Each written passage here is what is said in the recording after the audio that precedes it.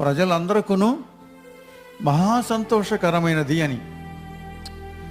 మనం అందరం కూడా సుఖ సంతోషాల కోసమై ఆశపడేవాళ్ళమే. అయితే ఆ సుఖ సంతోషాలు ఎంతసేపు ఉంటాయి? పెద్దవాళ్ళ సామెత ఇట్లా ఉంది: భాగ్యం ఎన్నాళ్ళు, బర్రెపాడెన్నాళ్ళు, ఐశ్వర్యం ఎన్నాళ్ళు, ఆవు పాడెన్నాళ్ళు. అంతే.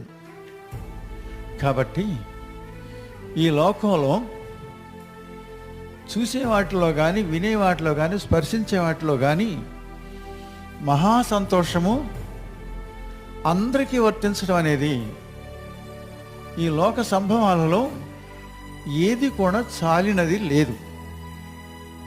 అయితే ఈ మాట అసంబద్ధంగా ఉండినప్పటికీ సత్యమే.